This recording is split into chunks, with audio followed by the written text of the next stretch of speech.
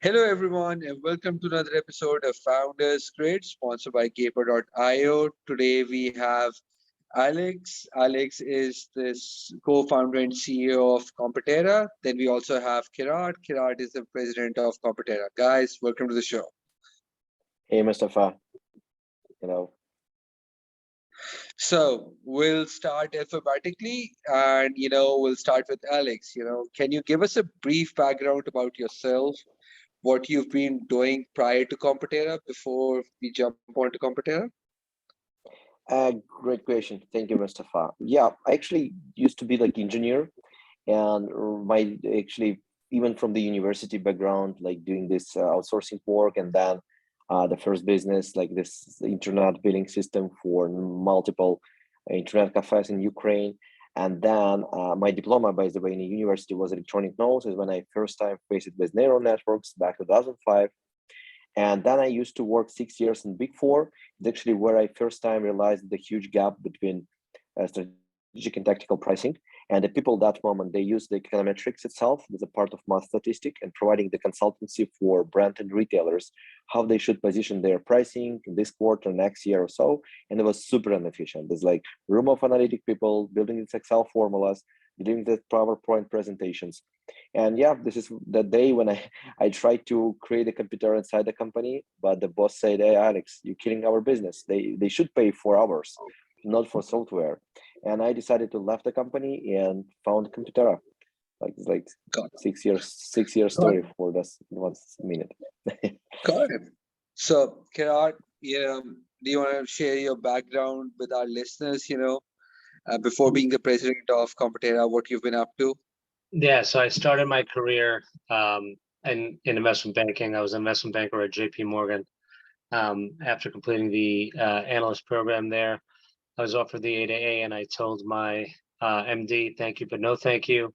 I believe you guys have built the greatest machine in the world, where everyone on the outside is dying to break in, but everyone on the inside is dying to break out. So I found my way to break out, and I'm ready to break out. So yes, thank you, but I'm actually going to leave and be a fashion retail entrepreneur. And for the first 45 minutes, my MD tried to talk me out of it. In the latter 15, he tried to be the first check in. So it was nice validation. I ran a very B2B. I'd like to say it was more B2B to C. It was more B2B fashion and retail focused brand, where we created over 50 private labels. So think of white label solutions in terms of if you're thinking SaaS technology, but private label brands for some of the largest retailers, including Macy's, Dillard's, Neiman's, Nordstrom's. And the joke I like to say was, we kind of sold to the classes and lived with the masses. And later in my career, I got an opportunity to head pricing strategy at Walmart. And Walmart obviously sells to the masses, but the guys lived with the classes. So after I exited my brand, after running it for about 12 years or so, we grew to about 200 plus employees, offices in India, China, had 5 offices around the country, based in New York, LA, Chicago, Atlanta, and Dallas. Walmart came calling and gave me an opportunity to run pricing strategy, which is the core value at Walmart, EDLP, everyday low prices. So I was head of general merchandise, pricing, promotion, and markdown solutions for all 4,700 stores, online, mobile, social. And that's how I had met Alex and was very, very intrigued about what this company in Western Europe is doing and how come their technology is at least 3 to 4 years more advanced than any other platform that we've seen. And obviously we'll get into that journey and that solution, that conversation a little bit later. Got it. So, Alex, 7 years Competera, how's the journey been so far, from product market fit to early customers, then scaling up and bringing on rock stars like Kirat on board, right? So Yeah. do you want to explain those 7 minutes in like 60 seconds? 7 years in 60 seconds? Yeah. It's really, this my final joke is really hard to transfer all your love in one kiss, but I will try. The journey was really exciting because, of course, like when I started doing this, the computer was 4 years bootstrapped. We took no money, no funding. In all what when I first day realized that to create the platform is not so easy, especially back to 2014, where cloud infrastructure was super formal, was super like early days, and the first cloud calculation for optimal price took like hundreds of $1,000s, and no one want to pay some startup to running the pricing, and they can pay for Deloitte, right, to running this, or McKinsey. And we started just collecting data, and honestly, from idea to first customers took only 3 months, and we had a 17 paid customers before we even launched the website. And it was like 3 person in the room, like me, my co-founder, and initial CTO, and part-time developer. We do all the work like by ourselves, and was super profitable from day zero. Yeah, and then we spent like actually 4 years to launch the price optimization platform due to numbers of the technical limitations. And inside of like that cloud calculations, what we're doing right now, it was like even like on top of the scene, like is a more modern stack what you can even find in this space right now. Like I can tell, like we're like a Tesla in this industry. Right, we start bootstrapped. We do this only data crawling and structuring, sending dashboards like through APIX, for example, Staples using us in like 16 countries. And we took the first invest funding only when we launched the platform and tested this. Like this 100% engineer focusing stuff. And right now we serve more than 60 customers in 28 different countries. Wow. Got it. Interesting. So, keeping the conversation towards remote, you mentioned that, 4 years you bootstrapped the company, then I was going through your Crunchbase, and so apparently most of the money was raised during the pandemic, right?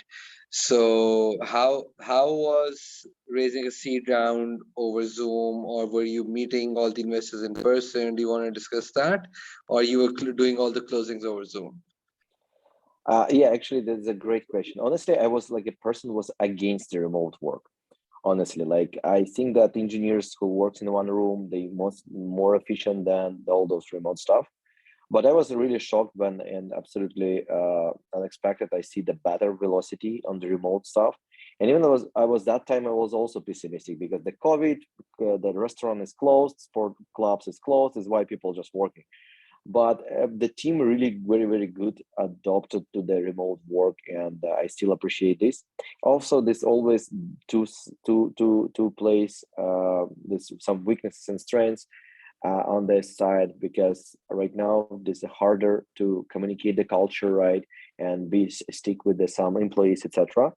Yeah, in terms of funding, we actually took the I participated in one very interesting panel discussion between European VCs, and they say, wow, this is like during pandemic we can have like 20-30 calls a week, except like 5-6 personal meetings before the COVID.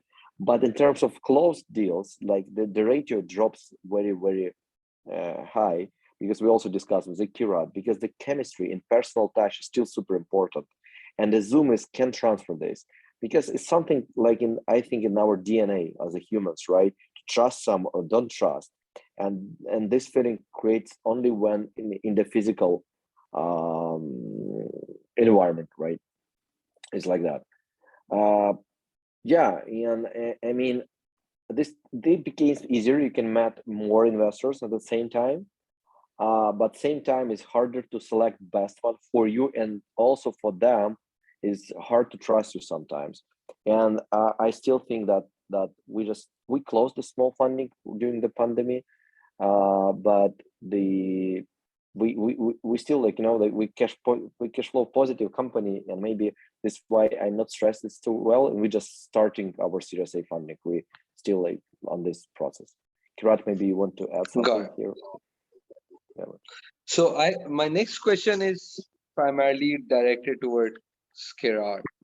Someone coming from an investment banking experience, then worked on their own stuff, then worked in the corporate world, then being a mentor at 500 startups, now jumping onto an, a super fast growing startup, right? So the last 3 years, just before the pandemic, uh, and especially during the pandemic, we've seen the technology world or the startup world just kind of like unfold, like go just kaboom. It's been just amazing with the valuations and everything being out of the roof and stuff. So do you see this trend to keep on continuing, and do you want to highlight the reasoning why everything was happening in the last couple of years? Do you Yeah. want to comment on that? Yeah. So, I mean, I don't know if I'm an expert in terms of, highlighting all the valuations and justifying those valuations. But what I will say is, as the market gets more and more saturated, the details is what will separate the good from the great. And when you think about that, is, everyone, all your listeners on your podcast might have their own opinion on when autonomous driving might start. Okay. Will it be 5 years, 15 years, 50 years? Everyone has their own opinion. Okay. But one thing is for certain, majority of your listeners can probably agree that when autonomous driving starts, the one company with the most head start with miles on the road will be Tesla. And that's a very similar sort of judgment that I had to make when I tell you about the details and when you ask about startups and their valuations. Competera for 7 years did nothing but search, scrape, store, and structure competitive data, real-time data. Now, I can tell you from running the factory at the largest retailer in the world, the only retailer doing over $500 billion in sales, in terms of pricing, very few to none retailers and brands have real-time competitive data. Now imagine, Mustafa, you were trading stocks and you were supposed to buy stocks based off last week's stock prices. How do you think you would do? How would any trader do? True. The difference there is Competera provides you with the real-time quote to analyze and make decisions and make database decisions. And that's the difference. One of the key element differences that Alex and his team have been doing. They've been, again, structuring, scraping, storing competitive data. Then another thing that they've done, which is credit to the technology that they've built. And again, I talk about that 7-year head start. It kind of reminds me of other success stories. And the other person I know who had a 7-year head start is Andy Jassy when he launched AWS. For 7 years, nobody was worried about the cloud. Nobody was thinking about the cloud, right? And that within itself is, again, another big sort of technical moat that Alex has created around Competera, where last year we saw a 6% on average increase in gross margin for Competera clients that use the price optimization tool. And that was irrespective of market, segment, channel. So it didn't matter if you were a, S&G vendor out in South Asia, or a sports and recreation retailer in the UK, or even a hardware online retailer in America. On average, they had a 6% uplift, and for certain people, they had even 20% out in Australia, etc. So I think that, for me, as I wore the many different hats that you mentioned, a banker who evaluated a lot of companies and helped them raise capital, or an entrepreneur who thought about what were the right North Star or key components we should look at and focus in on, or then obviously at Walmart running general merchandising pricing strategy. The thing that kind of collectively linked everything was the details. And Alex has really crossed all the T's and dotted the I's here at Competera. Got it. So Next question. Uh, Personal productivity hacks while being forced to remotely work. In the last 2 years, everyone has come up with their own hack, right? So, do you want to share, both of you, top three or four individually each things that you do in your daily routine that helps you to be more productive? Okay, let me start. I think that that is always part of our nature. Like even we're sitting in one office, but we are really keen to our calendars, right, and respect the time of our colleagues more than ourselves. And my top list, of course, I was trying to keep my inbox zero. Yeah, and we try to use like video calling as much as possible. Yeah, So, yeah, but yeah, how do you maintain inbox zero? I've been trying yeah. to do that since I was like in my teens, and still. I can show you right now. This is a zero in my inbox. There's one email right now. Yeah, this But I'm how? receiving. Look, this was very simple principle for me that if I see, I always checking the email continuously and respond like in a minute, and it's like action in a minute, not respond. If this response takes me less than 5 minutes, I will respond. If like more than 30 minutes, I will snooze like for the next day. And I have like 30-minute slot every morning, 30 minutes when I responding the emails. And most of the emails where I'm in CC, I'm even not reading. I am just like archive them automatically. Of course, sometimes, except that Kira say, "Hey, Alex, I tagged you in that email," and okay, I'm okay. This probably was something important to track, but it's less than like it happens really rarely. That's I have the rule like I should take the action as fast as possible, and this every morning I have a 30-minute slot like for like called the clear inbox when I'm answering the emails what was snoozed last day. Yeah, and just so you have a three action: reply, Okay, snooze, zero or inbox archive. done. Then what are the other two? Yeah. Okay. The second one we actually even before COVID we do this in terms of like we do the Monday planning and we try to not disrupt with any new task, not new stuff inside the week, and all the stuff will do planned next Monday.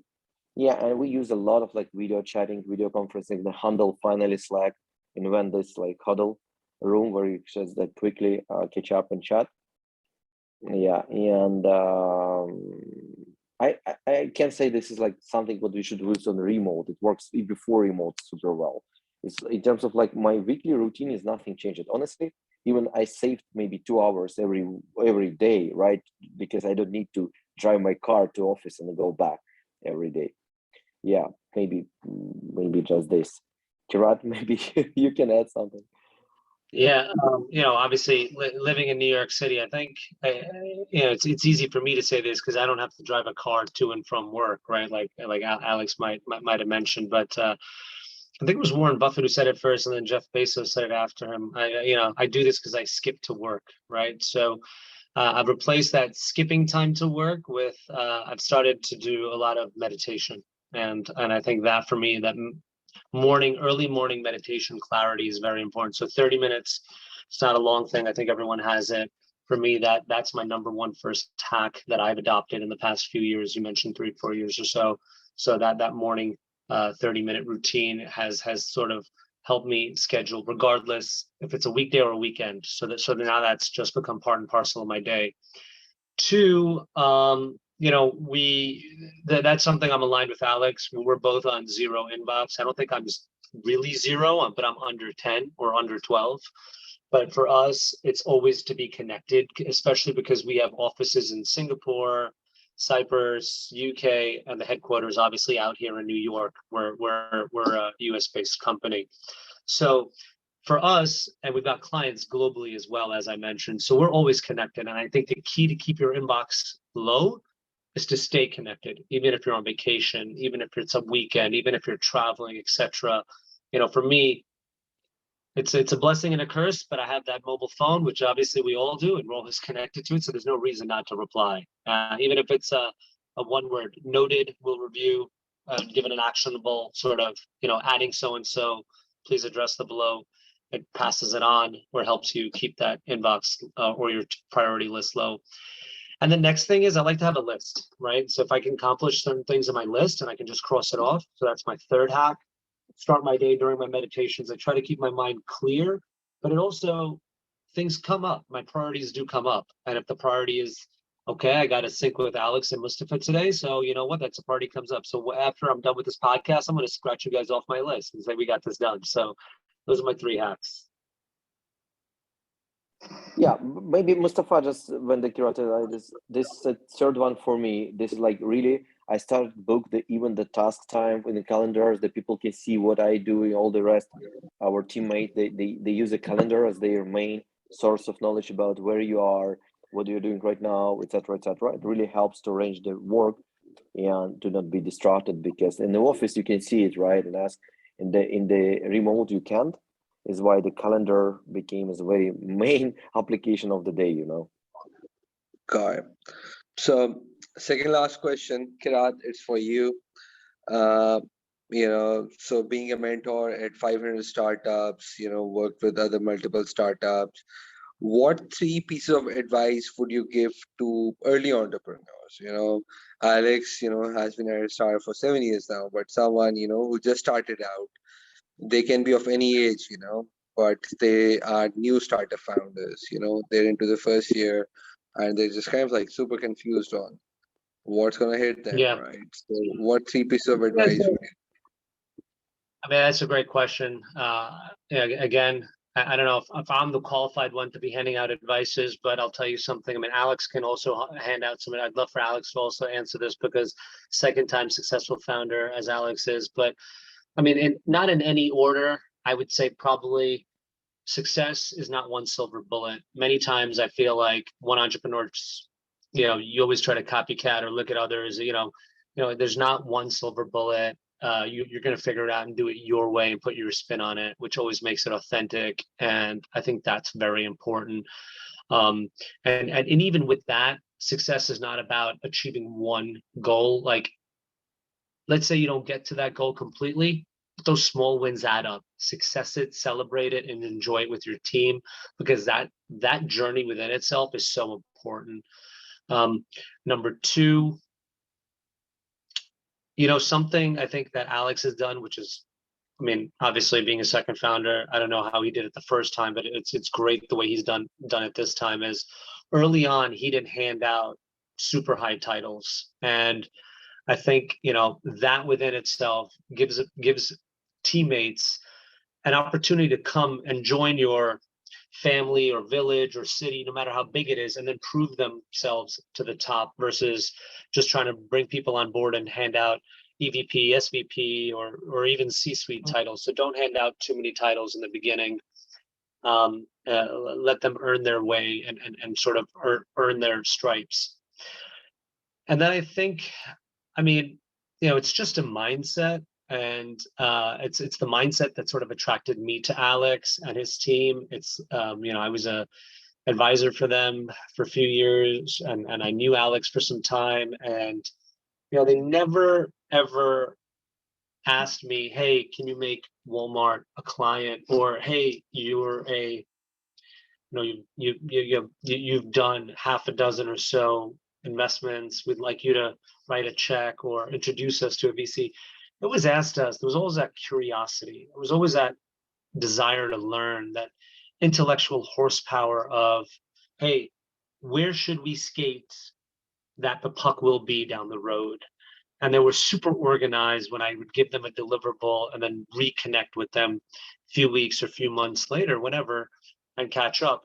And they were organized. It's like that list I mentioned early on. They had that list, they would cross it off. So, I think that level of organization and curiosity is very important. That willingness to learn and be able to pivot. As an entrepreneur, you don't know everything coming in, but you need to be quick and nimble and be able to know that you're wrong enough to move into that right space. So I think that those would be my 3 sort of hacks or 3 suggestions. Got it. So, Alex, last question for you. Like I also support a lot. Sorry. Please. Internet connection, yeah. Yeah, I absolutely agree with all what the Kirat says, that when I, of course, did some startups, they ask me also the for advice, etc. Is my way for learning always was to have a friend who like 3-4 years ahead of me, like, or like 5 times X of my revenue, to learn from someone who like unicorn, like they actually decade from you. There's no way. I don't know, like a lot of entrepreneurs, they listen for these guys, the big guys like Elon Musk, etc. They could be great from terms of like your inspiration, but for real, some stuff what you can recreate and use in your business, no way you can learn from that guys, right? And I always try to surround myself with someone who can help me grow faster. Yeah, and I know that knowledge is more expensive than any money. Is why there's a way like we was like in touch with Akurat. I tried to get as much as possible from his brain and use his experience, his years of the experience, and somehow implement in my business. Yeah, and yeah, and also for me, this like the great team. You know, this what I can agree with all this. The books about the startup lean methodology, right? This is Steve Blank culture, like the amazing book for Step of the Epiphany. She really changed my mind in terms of how you should build the product and company, right? How you can iterate like on the weekly basis. Even we're using OKR before on the monthly basis. It's so hard. Like we do all this OKR planning on the monthly basis with all the team. When we was like 25 people team, it was really it was manageable. Right now not, but that moment, yes.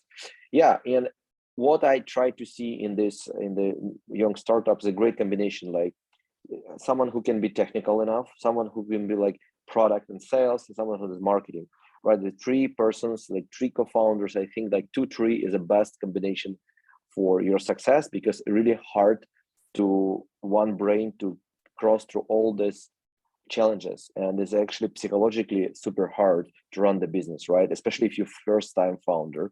I can't believe like founder of Zoom, right, is a very smart super experienced guy, but the majority, I think that should be team of 2, maybe 3 persons. Like this is team, and then yeah, this ability to learn fast, right? And of course the right time and moment, because still is a lot of luck. Is you I saw there's some great article from Forbes. They asked the X 500 Fortune 500 company CEOs what they makes them successful, and they all of them in their list has a luck, right? It's always some luck in the success, like right time, you met right person, or you get right moment, in the market, I mean. Yeah, this is like team time, yeah, and your ability to learn. Got it. So last question, where do you see Competera 3 years from now? We're actually building this, I call this industrial standard for pricing. We doing this not for this, like you have no like final destination, right? Like I want like that all the retailers in the world, they know Competera. We also build the community of the pricing experts, and we adopt our technology not for only for retailers, for wider industries, for wider companies. Yeah, this is something what I can see. Kirat, maybe you can add something here. Yeah, that's a great question, Mustafa. And who said it? Bill Parcells, I think. He said you're only as good as your record. So look, at the end of the day, we are what our record is, and our records currently show a tremendous amount of optimization for our clients. What we're focused on are our clients. We're focused on building the most efficient pricing tech the market has ever seen. We have some of the best and dedicated engineers, programmers, and data scientists working here, and that culture is what's really thriving and pushing us forward. Does that mean raising XYZ, exit XYZ in 3 years? I don't know. But what we do know is we're going to deliver on our promise to our clients, and we're going to continuously create that culture and environment for where our people love to work. I mean, it's no it's no secret. And, high performing athletes like to work and play with other high performing athletes and be on those teams. And that's the culture that Alex has put together. And that's what attracts a lot of our talent. And our clients see that talent and entrust us with their data. Got it. Alex, Kirat, thank you so much for being on the show. It was lovely chatting to both of you. I'm sure we could have spoken for another 15 to 20 minutes, but you know, we need to keep these podcasts short and precise. Thank you so much for being on the show and all the best with Competera and the journey beyond. Take care. Thank you, Thanks so much. Mustafa. I also love the podcast, like 20, 25 minutes long. No, no more time for listening to this more. Thank you. Thank you, Mustafa. Thank you. Thank you, Kirat. Bye, guys.